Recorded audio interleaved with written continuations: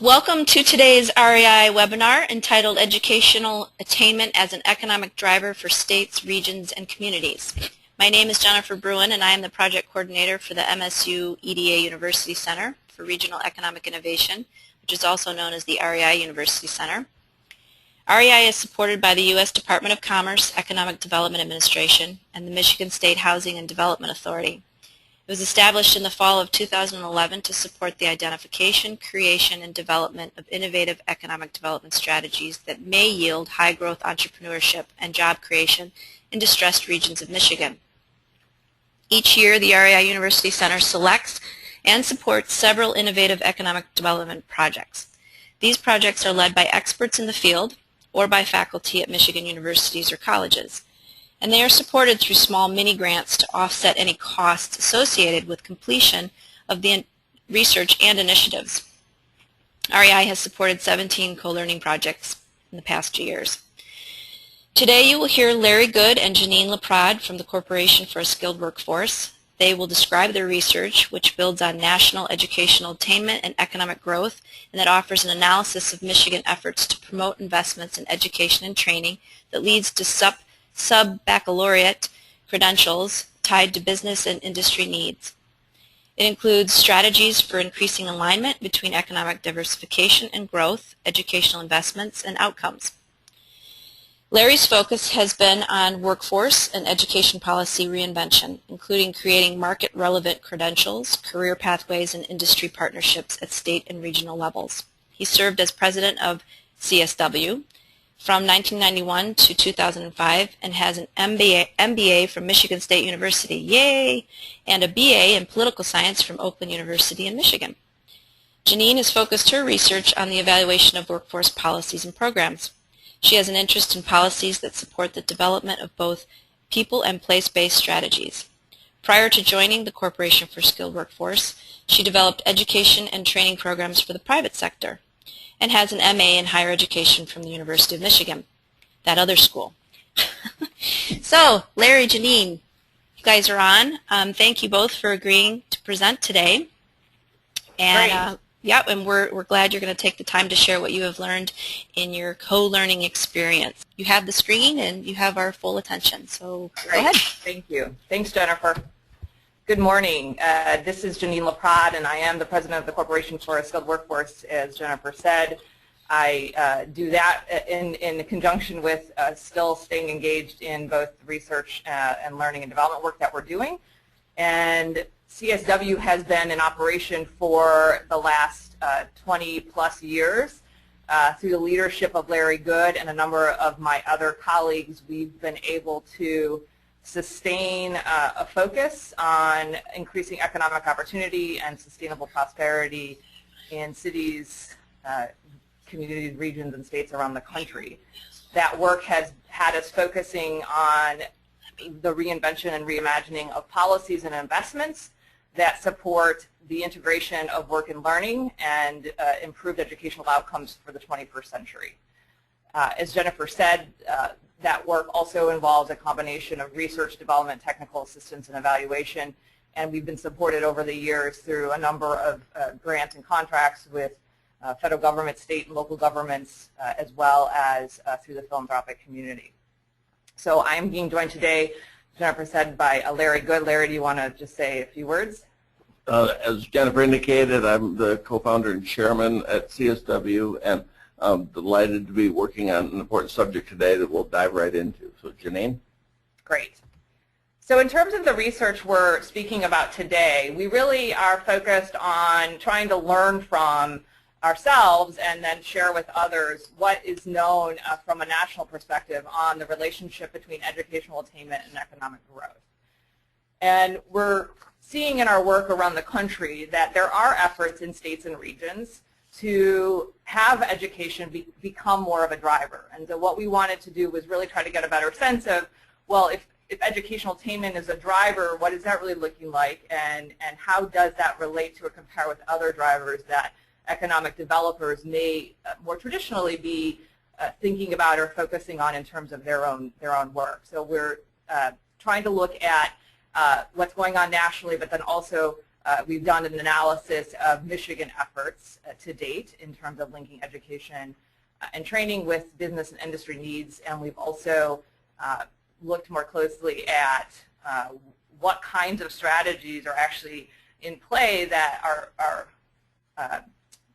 sort of coming from an economic development perspective. So there's a lot of initiatives underway that may be driven more from the educational side of things. We were trying to focus on examples of ones that are coming more from an economic development and growth perspective. So that's what we're planning to share today. And as I said, we were uncovering a combination of strategies. We've got some specific examples to share on degree attainment efforts, in particular in different regions and states around the country. And our ultimate goal here with this research and the co-learning plan paper that we've developed is to set the stage for discussion here in Michigan and nationally on what it really takes to be more active around educational attainment as a driver for economic growth. So we did have some starting assumptions or hypotheses as we began this research.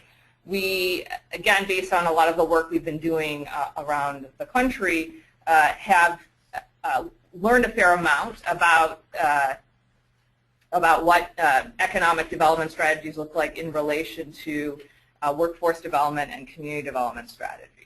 We have been doing some work nationally to study and to provoke the use of what's known as sector-based, cluster-based development strategies at a regional and state level, and a lot of what we're drawing upon is what we've learned through that work. We also have been involved here in Michigan in a couple of regional initiatives.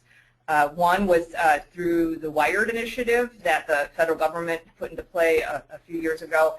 We were in partnership with a number of organizations in mid-Michigan, Prima Civitas being one of the primary leaders on that, to really look at how a region, from an innovation perspective, can really incorporate more concretely talent development and educational attainment strategies. So we have that work that we're drawing upon, as well as some current work that the Economic Development Administration is funding through a Jobs Accelerator grant here in southeastern Michigan. And in that work, we are a partner with a number of organizations to help grow the advanced energy storage cluster.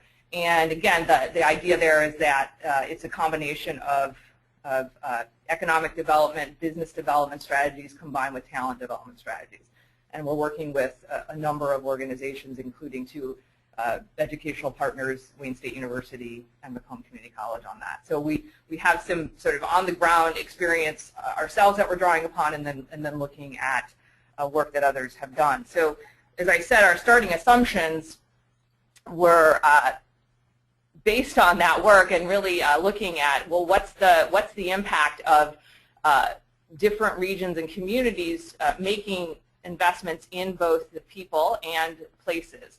And our sense is that where you see that combination of investment going on, as well as, of course, investments in business and economic development, but really both people and place side of things, seem to us to help regions and communities be more successful. And that communities that had an organization, set of organizations really committed to doing some things differently together were, again, more likely to thrive. They were connected. They had different networks nationally, regionally, and locally. They were really learning from each other and working collaboratively on a number of initiatives.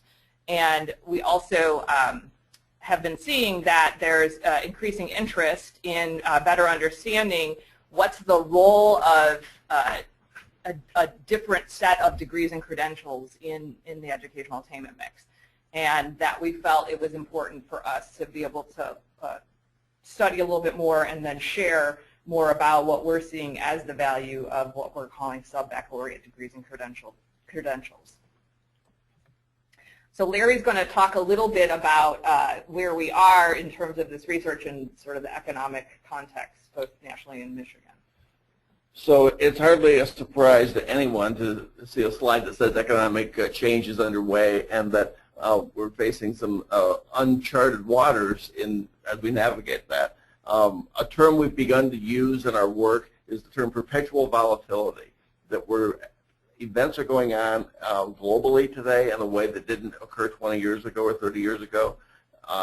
The changes are faster and faster. It seems almost moment by moment.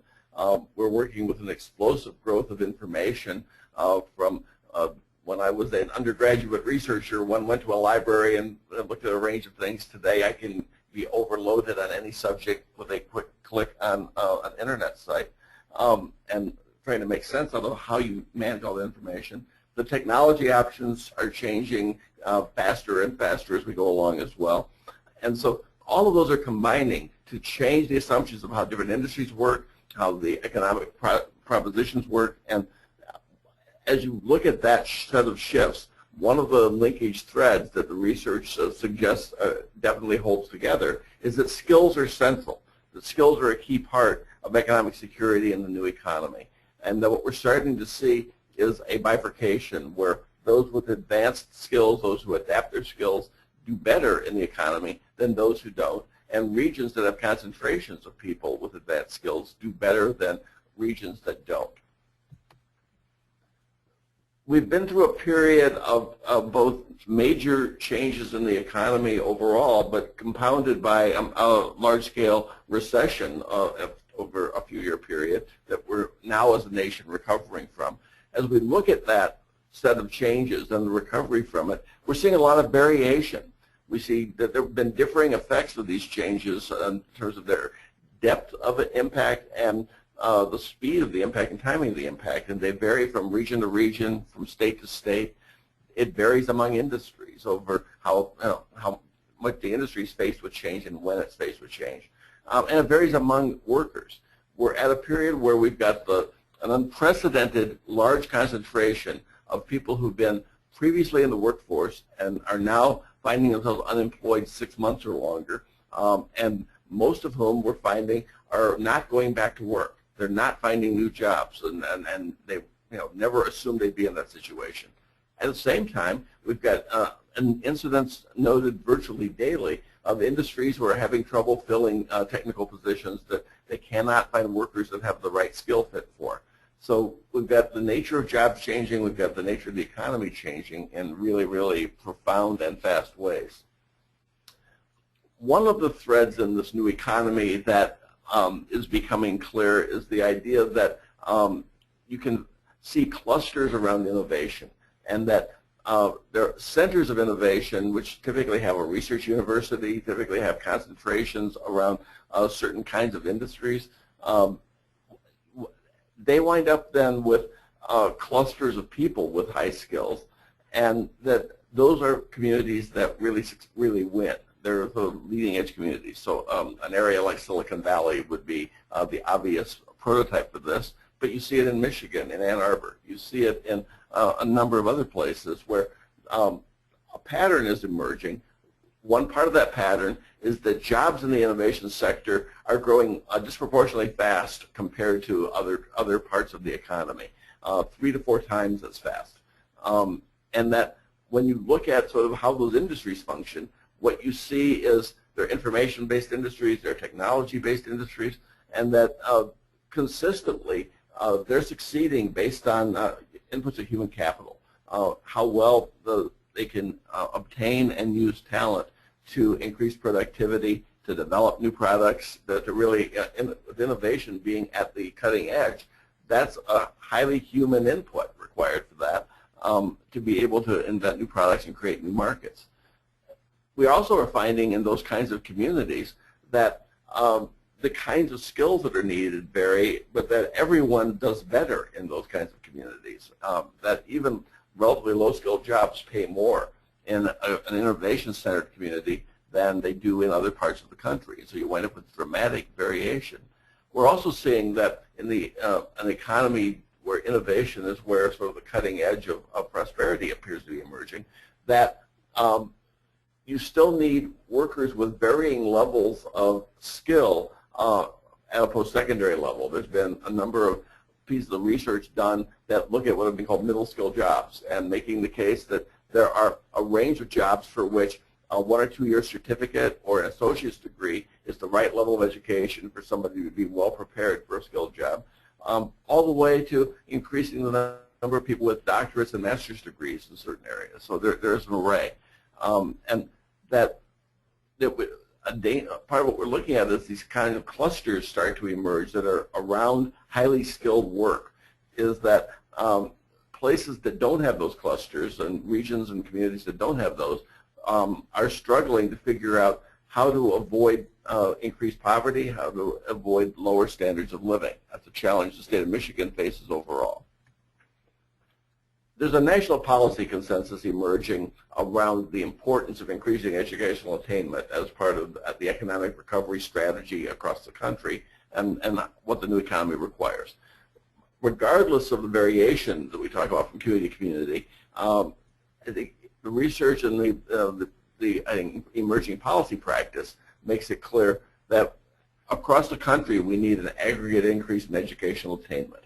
The Lumina Foundation had Tony Carnevale at Georgetown do some great research, and part of what that has suggested is that we're running as a country at around 40% of the population with a post-secondary degree, and that the economy needs about 60% of the population to have a post-secondary degree of some sort. That's a huge variance. That when we talk about increasing post-secondary completion and attainment, we're talking about sort of high-quality certificates and other credentials, not only university-based degrees. The World of Industry Validated Certifications is increasing, and I think is a growing trend going forward. And the kinds of skills needed vary hugely. At the one end of the continuum, we have the high need for workers with STEM skills, and a huge emphasis on building math programs and engineering programs and the like. At the other end of the continuum, across the country, 1 out of 4 working age adults have low basic skills and are basically at the margin of being able to be in the workplace. We've been studying some communities in Michigan where that number is more like 1 out of 2 working age adults are in that situation. So in an economy where people are going to need skills and certifications that go beyond high school completion to something at a post-secondary level, we face a world where lots of workers are a very long way from that or need different skills to be there. This is an issue that we're seeing regions and states work on around the country, and that's going to be the core of what we talk about in the rest of this session. Great, thanks, Larry. So right now, in terms of the kinds of strategies we're seeing in play, there's really two major forms of what's happening. So one is around this idea of immigration and encouraging, supporting workers with college degrees who are coming into this country in many cases for education, finding ways for them to stay, as well as attracting new immigrants that have either the degree and or skill level that's needed. The other strategy is to focus on what's happening here in this country with students and the workforce, and to look more at how we revamp high schools. There's a big push right now on career and technical education, and really just, as we've been saying, trying to expand or increase the post-secondary credential attainment overall. And based on what Larry was saying regarding the way we're seeing new job growth occurring, the kinds of jobs that are being created, and then this disconnect between the communities that have high poverty and lower level skills, our sense is that many communities aren't going to be making this an either-or choice, that they're going to have to look at, and already are starting to look at, both kinds of strategies to ensure that the talent pool and pipeline is where it needs to be going forward. And given that, and on the strategy that's more about investing, or we like to say growing your own, or developing your own, there are choices even within that about whether or not to target who's being engaged with what resources and in what kinds of programs. And there is now starting to be greater emphasis on this idea of taking a more inclusive approach. I mean, education has always talked about diversity and inclusion and trying to ensure from enrollment and an attainment perspective that they were being inclusive. I think from an economic development and maybe in some cases a workforce development perspective, this issue has not always been at the forefront. And so now we're starting to see that communities are looking at whether or not they have to come up with specific strategies to focus here. The Lumina Foundation, again, is another example, is investing in an initiative right now to look at Latino worker advancement around the country and seeing what kinds of educational attainment strategies really support Latino engagement in both work and learning post-high school. So there are examples emerging, and again, education has always emphasized this. We're starting to see a bit of a shift right now in terms of economic and community development. So given the national consensus Larry mentioned and then our assumptions going into this research, we wanted to better understand, especially from an economic development perspective, or if you're sitting in an economic development chair, how you are looking at the choices for the kind of strategies you focus on, the kinds of partnerships you're building, the kinds of investments you're trying to promote or encourage more of. So we wanted to get a better understanding of how does educational attainment relate to these other kinds of investments, and does it really, can it really be a driver for economic growth?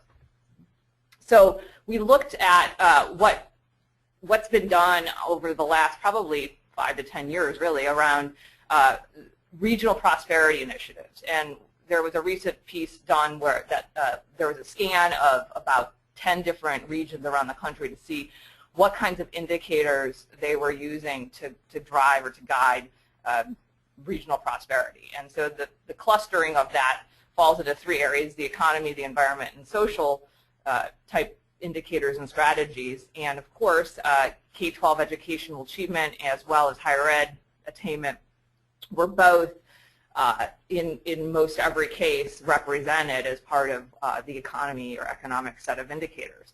So that's great, and it's an indicator overall that this is an important thing as far as regional prosperity is concerned.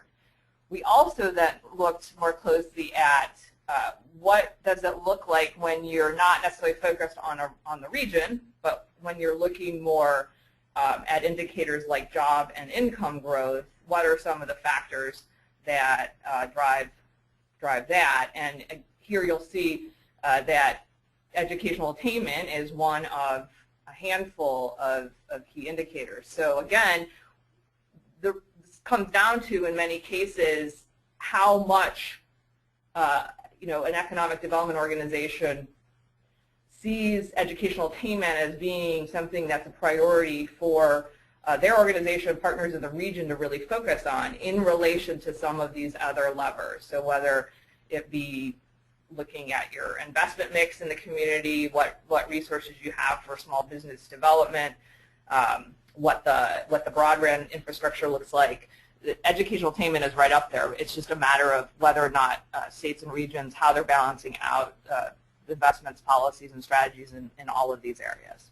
When it comes to looking then more at, well, what kind of education may be a driver, or what kind of education has an impact on the economy, there have been a number of studies that look at the economic impact of research universities. So the University Research Corridor here in Michigan, as one example, has for the last couple of years published a report that outlines what the 3 main research universities are doing in terms of the economy, from jobs and income perspective, from student enrollment, from the number and type of degrees awarded to tech transfer.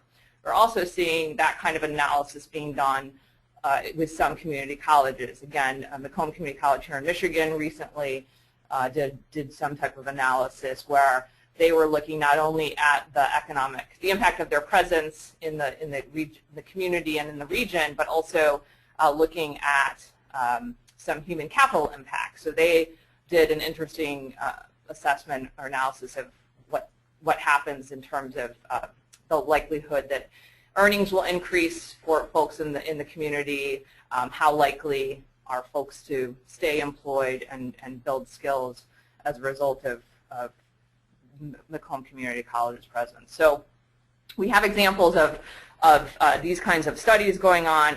Again, indicating that there's some sense that higher education really does matter here.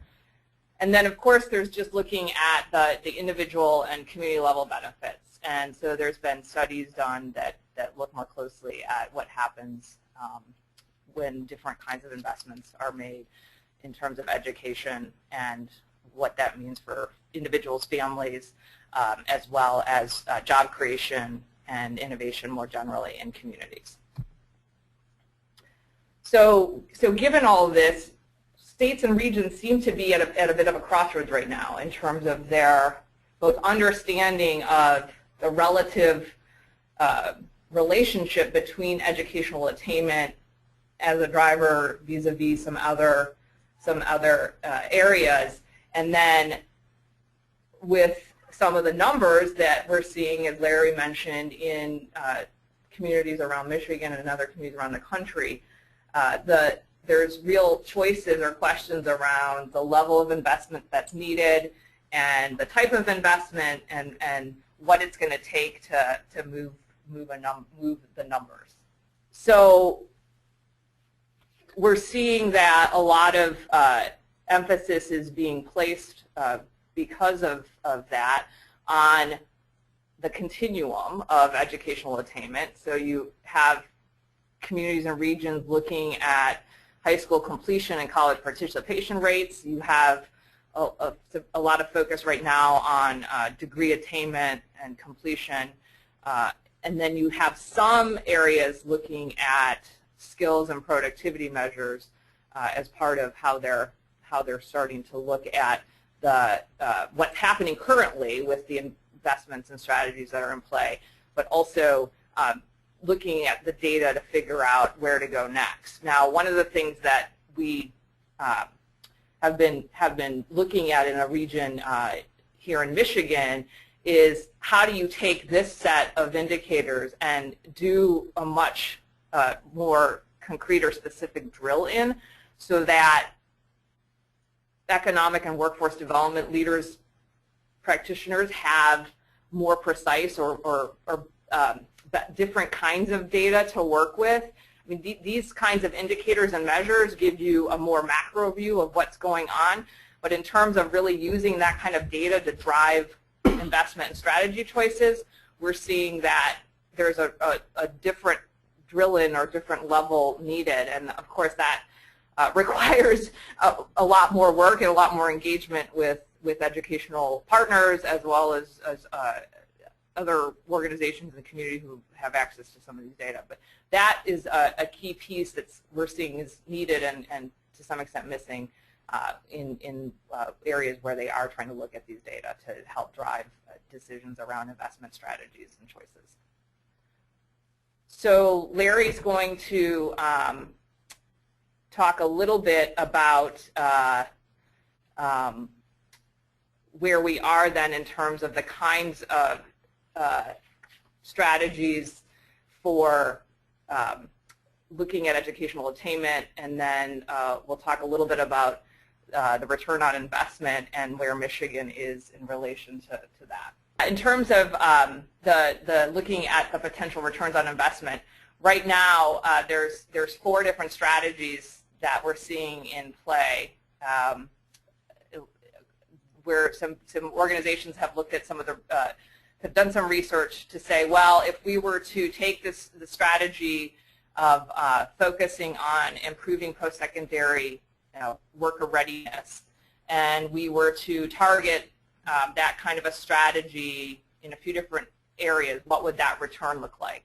And the areas that they're looking at targeting are building more effective non-degree worker training programs. So that this would be looking at programs that are less than a 4-year and in some cases less than a 2-year degree that involve maybe employer-based training, that involve some type of industry-based certification and apprenticeship type programs.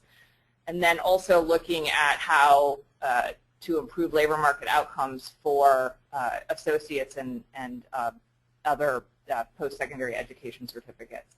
And then a third strategy that's in play is looking at how STEM graduate attainment is increased. So those types of strategies have been analyzed to see what kind of return on investment is possible.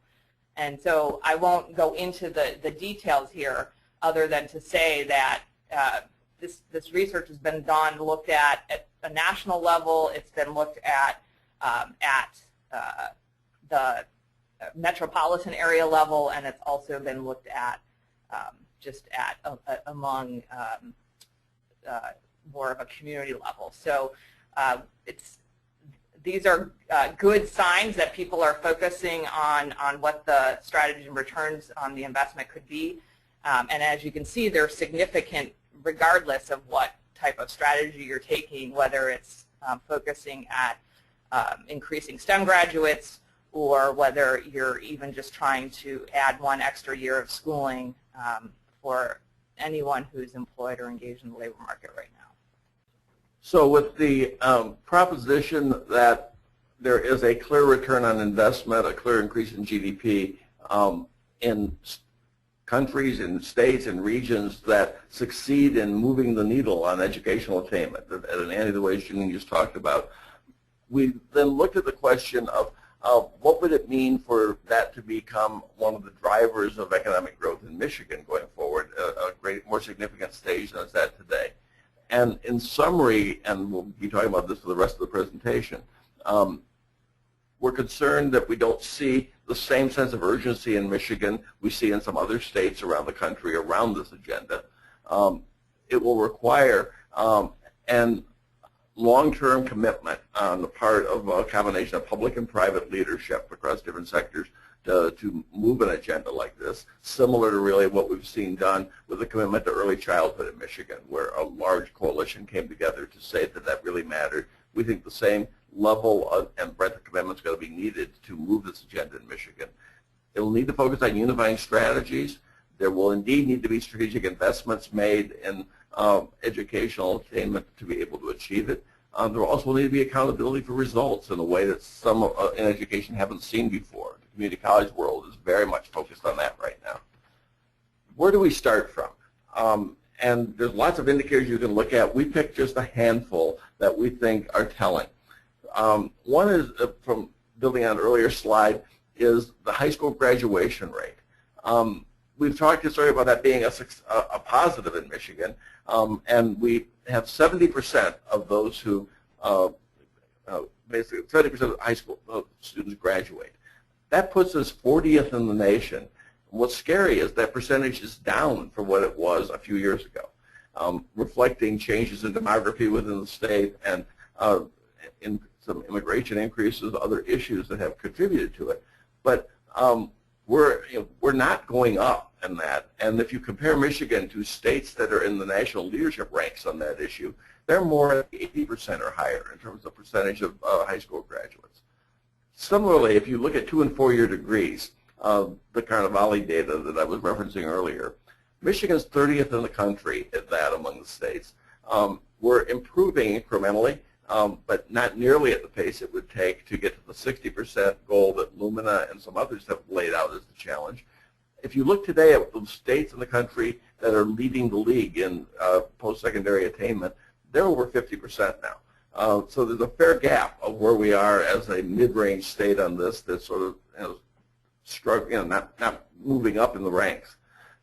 If you break that down, and Lumina has published a good report that does that at a county-by-county level, you can see how Michigan's 83 counties aggregate at different levels within that. So we're not a steady 36% across the state. We've got counties that have over 50% of the population with a degree. Janine and I are sitting in one of them right now, Washtenaw County, driven by the large university concentration here. You've got, at the other end, 4 counties where less than 20% of the population has a 2- or 4-year degree. Those are rural counties that are challenged, I think, in where the economy goes in their communities.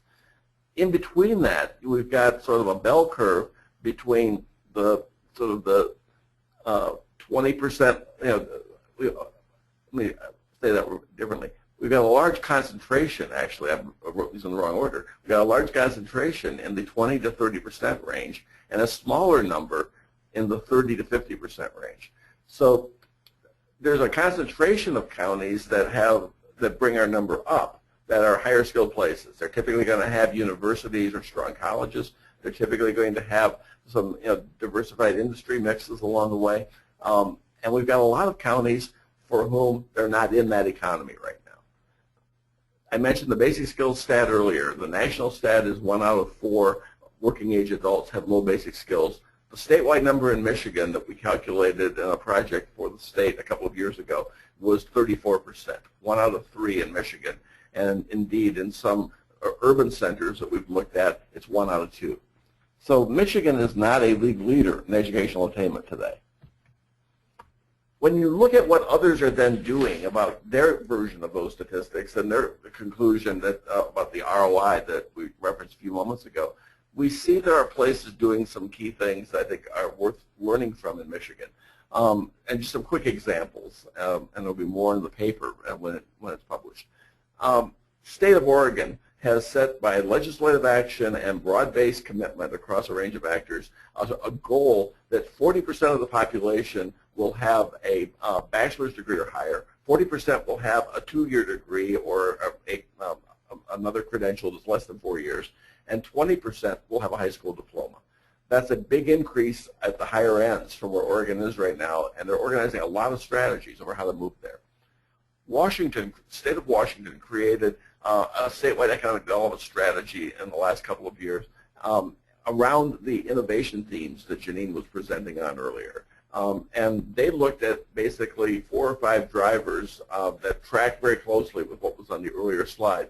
And they concluded that basically a skilled workforce talent strategy was the biggest driver they saw of having an innovation strategy work for the state. And so there's an alignment across multiple agencies and organizations to move there.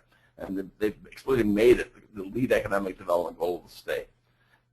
You can find the same thing in regions and communities. One of my favorites is Louisville, Kentucky, a manufacturing-based community that has been in transformation for some time, where a diverse set of community leaders came together and basically said, if Louisville doesn't sort of move the needle on educational attainment, it's going to be a second-rate community. And so they set a goal of 55,000 degrees, which would be the number they calculated that they needed over a several-year period to be able to reach into the top ranks of communities on the educational attainment goals that I talked about a few moments ago. And they've got a multifaceted effort going on in that with very strong business community leadership. A related thread that we see going on in leading places around this issue is that the leadership comes from public-private partnerships. One of my favorites is back in Oregon again. There's something called the Oregon Business Plan, which is a well-publicized tool charting the course for the state that gets refreshed periodically. It's driven by a statewide business council that's got diverse organizations involved. They work very closely with government leaders, education leaders, community leaders. Thousands of people participate in talking about the content of that plan, where it goes. But the educational attainment strategies in Oregon that I referenced earlier are central as a part of that business plan. And there's a long-standing commitment that transcends any single governor's administration, any changeover in the legislature over where this needs to go, and is a point of unifying consensus in the state. We're seeing communities and states that are moving these issues and really aggressively taking them on, looking at how they deeply engage employers. Janine talked about sector strategies earlier, and we'll talk about that in a moment as well, the levers that works. But a recent example, one among many that could use about engaging employers effectively, Harper College is a well-regarded community college in Illinois, a mid-sized community with a manufacturing history. The president of the college was visited by leaders of manufacturing a year or so ago, a couple of years ago, to basically say, we're concerned that we don't see where our future workforce is coming from. And he and they committed to work together to figure out how to build a pipeline of manufacturing workers. They've brought together the college, other educators, and 54 manufacturers in the community that are doing a joint commitment that basically involves a commitment that if students get the intro to manufacturing basic credential, that they will then be interviewed for and have an opportunity for paid internships at some of those 54 companies.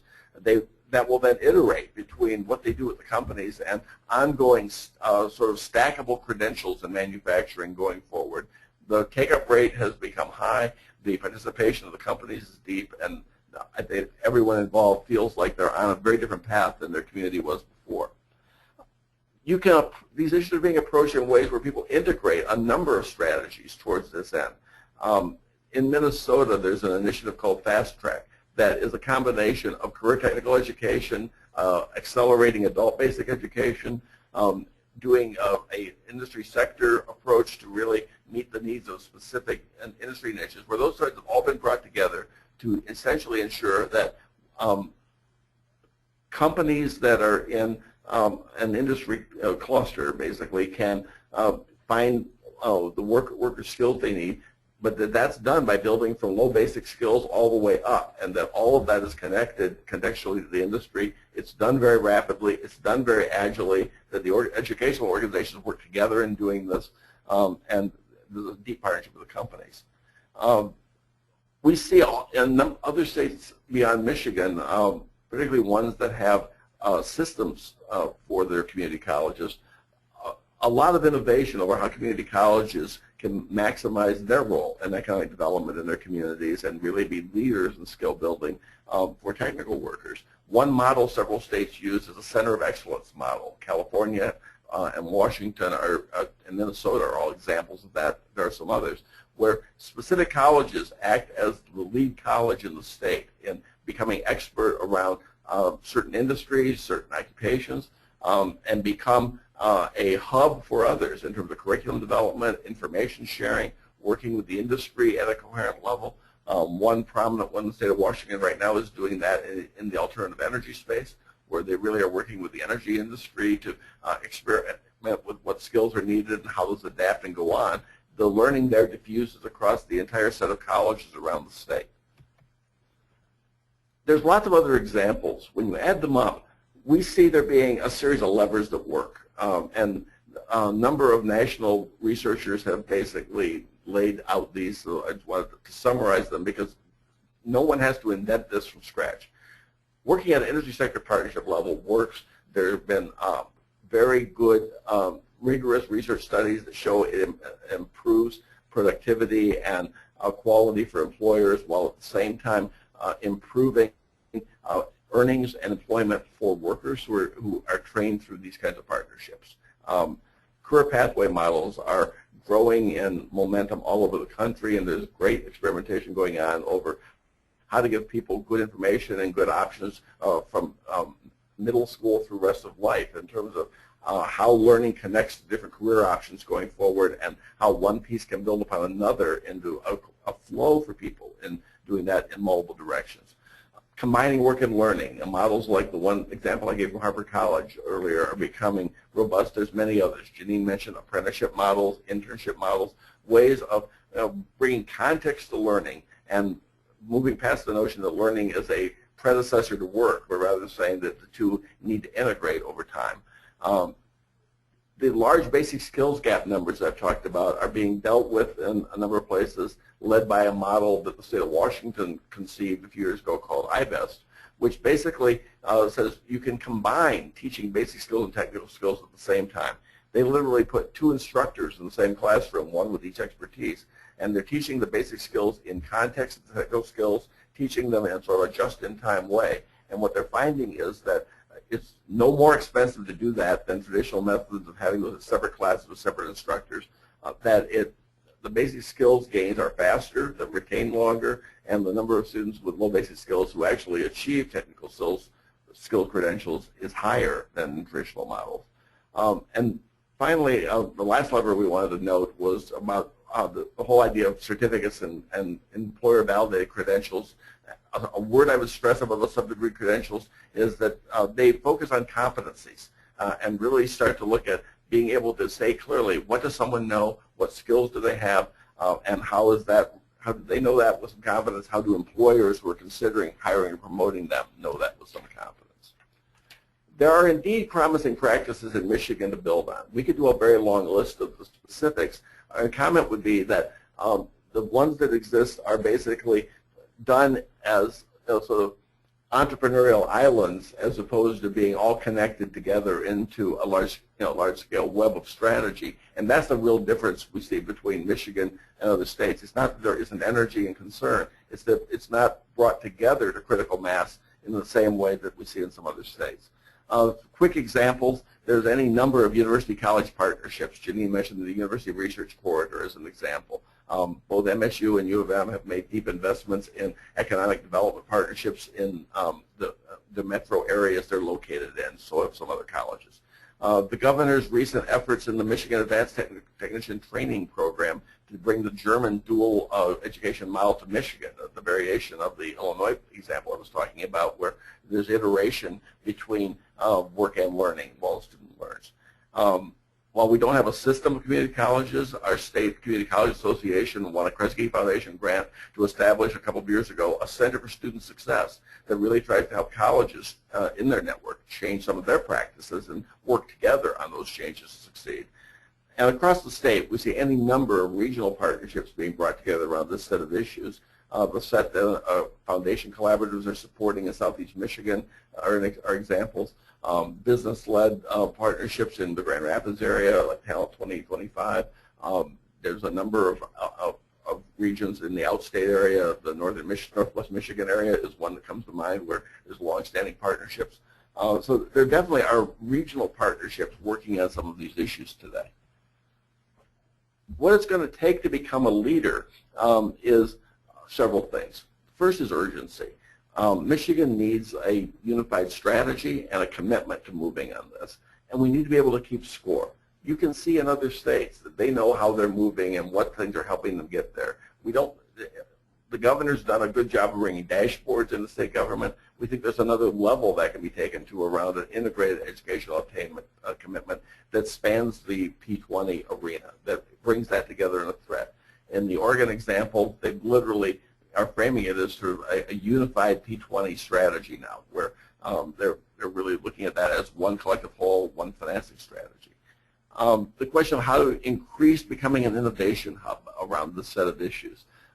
There's a lot of R&D that can be done, and there's frankly some of it out there going on, and looking at how do we encourage expanding levers that work, like the examples we used a few moments ago, and to be a state that becomes one of the places that's the first to try new ideas and create them, rather than one that's a follower.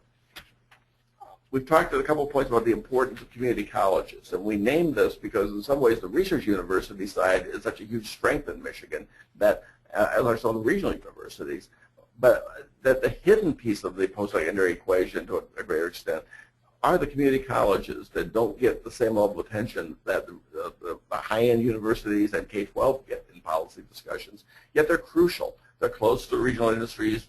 They are in some states you see them being the center point for where economic development happens. If you look in Colorado or North Carolina or Washington, they're pivotal players in a way that you don't see be quite the same consistently across Michigan. They need some change. There needs to be questions about changes in funding approaches, changes in the expectations set about educational attainment at colleges, support for them and innovation like the things the Center for Student Success is taking on. If there are a range of ways to move those numbers that were on the earlier slide, and some combination of these are examples of kinds of strategies that could be done at critical mass. You could focus on those who've got some credit and getting them to the end. That's sort of the low-hanging fruit kind of a strategy. You can focus on increasing degree attainment, particularly at community colleges where very few students achieve a degree today. You can focus on how to expand industry-based competency-based credentials.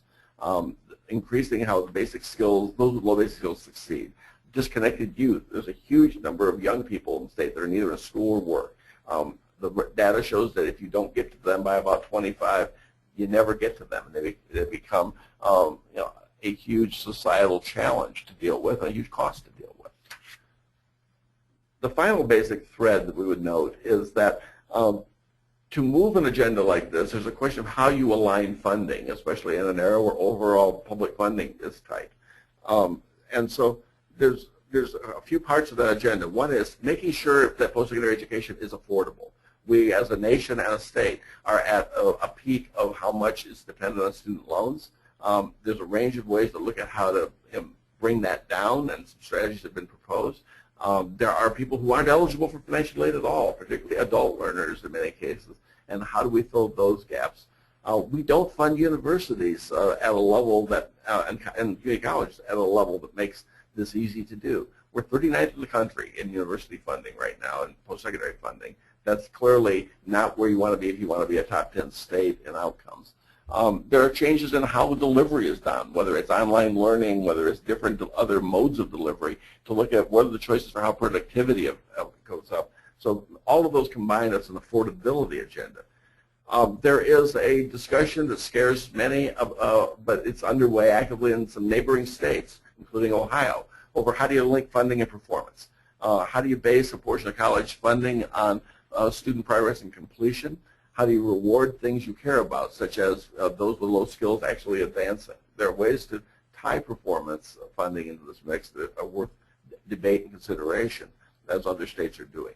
The question of how do you blend the funding that employers put into education and training with that the public sector provides. There have been some experiments in that. We think there's an opportunity to go much deeper in terms of what's the way that the public-private commitment is brought together in this, just as it is in other kinds of economic development initiatives. If we're going to be building a new arena in downtown Detroit, there's a complicated package of what the private owners are putting into the mix and how public funding is being aligned through a taxation district and so on, and bonding to make that all possible. And we think similar kinds of combination shots are possible around worker training. There's always finite resources, and so the question of what are you targeting them towards? The question of one of the challenges is some of the programs that are out there in occupational areas with high need cost more to deliver. They have more labs, they have more equipment requirements, they have different kinds of instructional needs. Do you do differential funding for them, as some states do? Do you focus the funding towards priority kinds of skills or priority industries? That's a subject we think also worth debate. Do you target funding to incentivize student completion? The Snyder administration has talked about this in terms of state financial aid support. And finally, looking at, are there totally new models of higher ed finance we ought to be considering?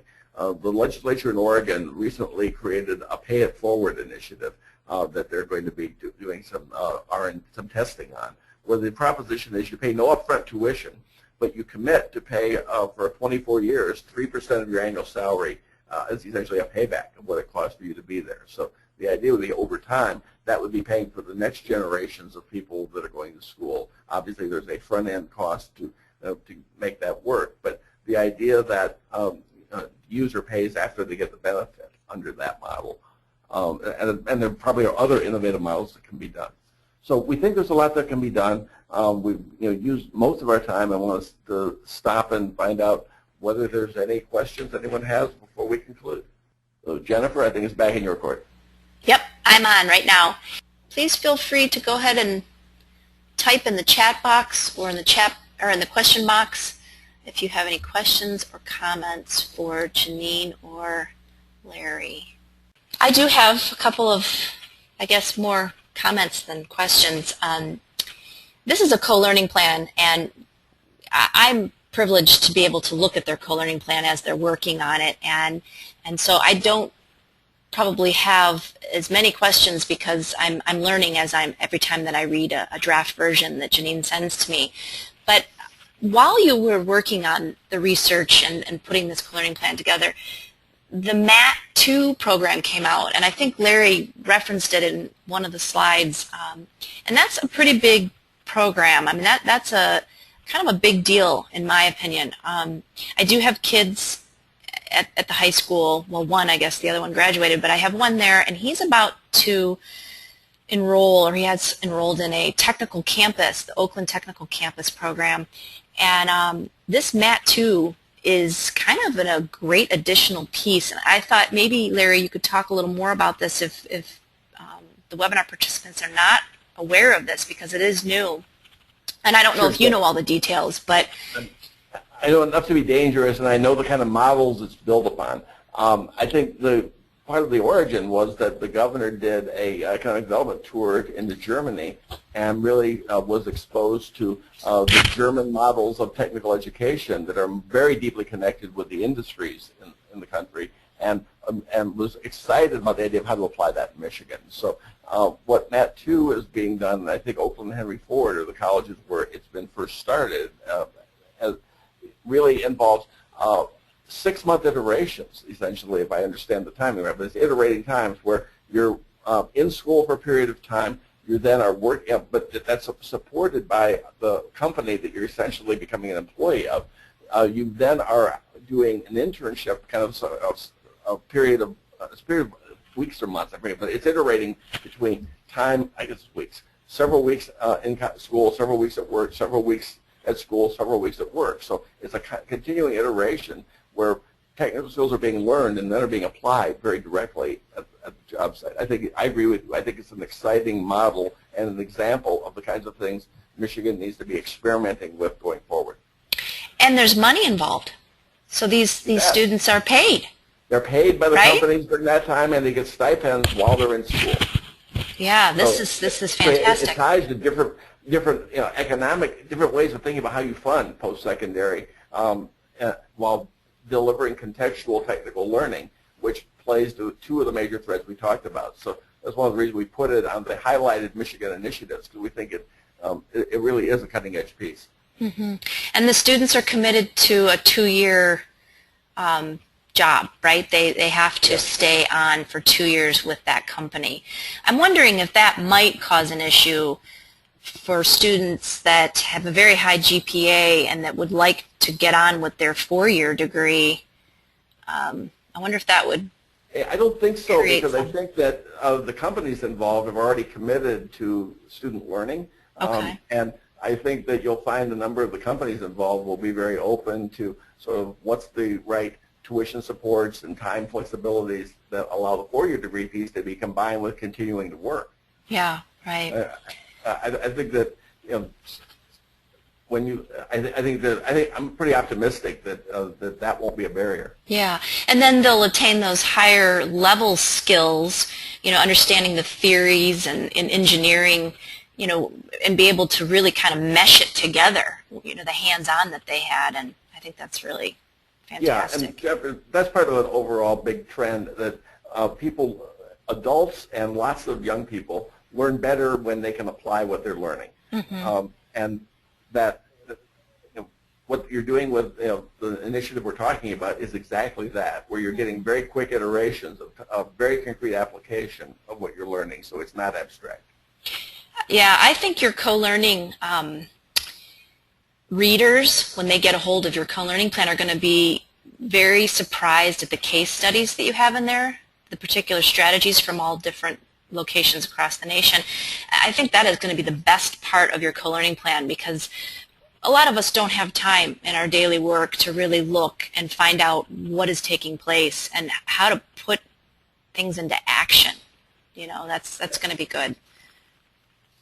So, and the MAT 2, I'm sure, they'll learn eventually, but it'll be in your co-learning plan too. Jennifer, I see a question on one of your presents. Okay, thank you. Okay, what can local governmental units do to engage in supporting this effort at the state level? That's a great question. So there are a couple of different ways that we're seeing that happen here in Michigan. There is the Community Economic Development Association for Michigan, and they have been exploring in many ways, how it is that they support local government in both learning more about a lot of this, as well as connecting in with both administration and the legislature.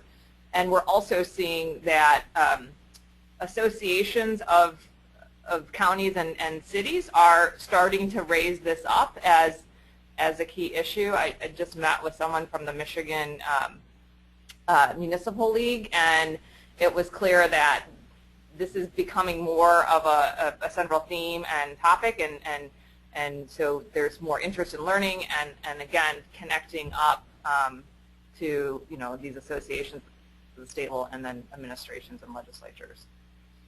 The other thing I would say is really looking at forging strong partnerships with both industries in their communities and educators in their communities, so that communities as a whole can talk to the state and say, here's what we're trying to do in our community.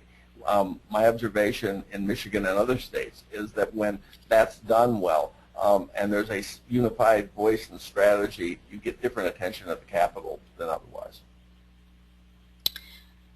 I think you have another question here. Grand Rapids, or maybe it's a comment. Grand Rapids is very much a supporter and engaging in ways we can have impact locally. And we have another.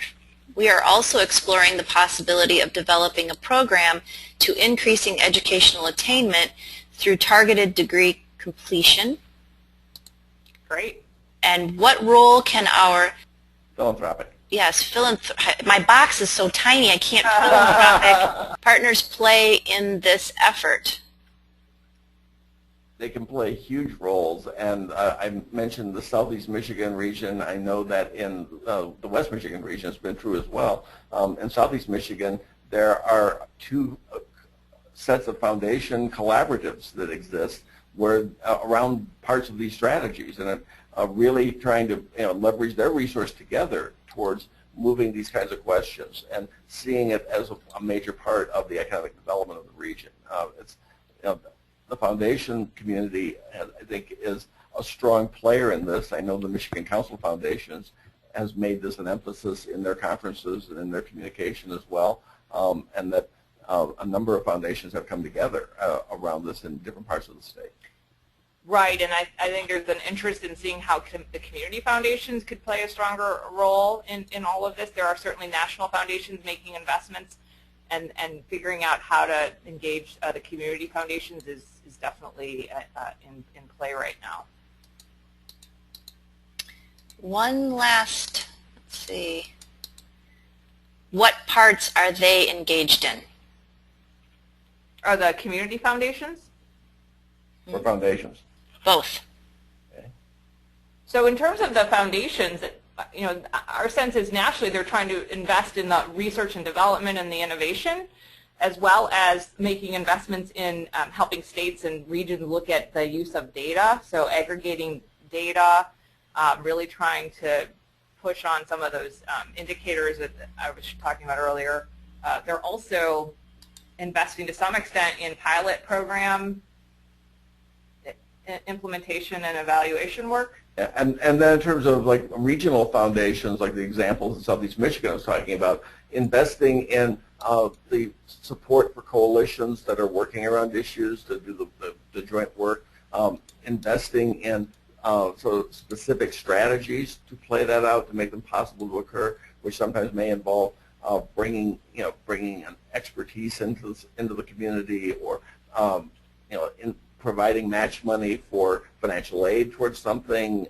There's a range of sort of programmatic and innovation funding strategies being done. Are any supporting the outcomes financially? What are those best practices that you are aware of?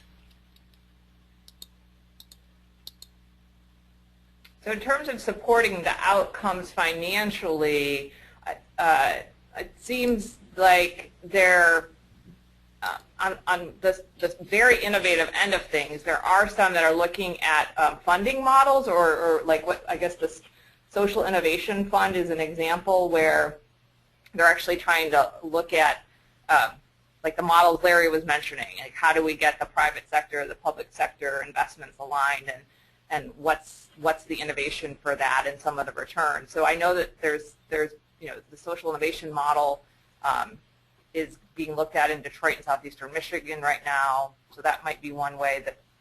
Yeah, at the national level, that model is being experimented with by both the federal government. The U.S. Labor Department has put some grants out that are basically paying only at the point of performance, for example. And as are some of the national foundations that have incented people to try new things and have different kinds of funding structures that directly tie to performance. Who is leading the social innovation model in Southeast Michigan? So there's been a few different foundations that are looking into this. There's the Kresge Foundation has been looking at that as a strategy. The Skillman Foundation is also looking at that. And I know generally there's a regional funders collaborative called the Detroit Regional Workforce Fund, and they're also looking at that. I think Kresge is a national leader among the foundation community in the social innovation movement. I'm not sure we have any other questions or comments. Let's give it another second or two. Is there anything else that you wanted to add, Larry or Janine? No, thank you. We really appreciate the opportunity to be working with you, Jennifer, at the center, and appreciate, obviously, the Economic Development Administration's funding for your work and our work collectively. Well, you're welcome, and thank you for all of you for participating. It's always good to have folks to talk with, and appreciate your questions as well. Yeah, and thank you for all of your work on the co-learning plan. This has been quite a commitment. It's, what, 6 months now that we've been and the end is in sight, yes. Yeah, the end is in sight, right. And the end, I should say something about that. The summit is September 4th, and I think both of you will be there to present? We will. Okay. They'll be presenting on their work. And, of course, the co-learning plan will be available on our website, hopefully sometime in September, and if not, October at the very latest. We'll have hard copy versions too if anybody wants to get a hold of one of those. As far as the summit, registration is open. If you just go to reicenter.org, you can register there. But thank you very much for the presentation. This webinar has been recorded, and so we'll share the link to the recording as soon as we can. It'll need to be edited and transcribed, so please be patient with us, but we'll get it out, and it'll be in your inbox for the email address that you use to register. I guess I'd also like to make a pitch for the next two webinars, which are very good in coinciding with the topic today, digital literacy. And so the one on August 28th is titled Digital Literacy and Inclusion, Further Developing Michigan's 21st Century Workforce. The presenter will be Eric Friedrich from Connect Michigan. And August 29th, the next day, we'll have Steve Weiland, one of our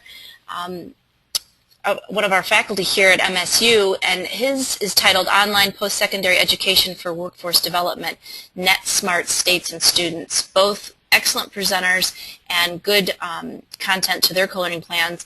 So if you're looking at digital literacy as being kind of an area that you'd like to explore for your community, region, or organization, and how to get that word out that we need to kind of work in that area, please participate in both those webinars.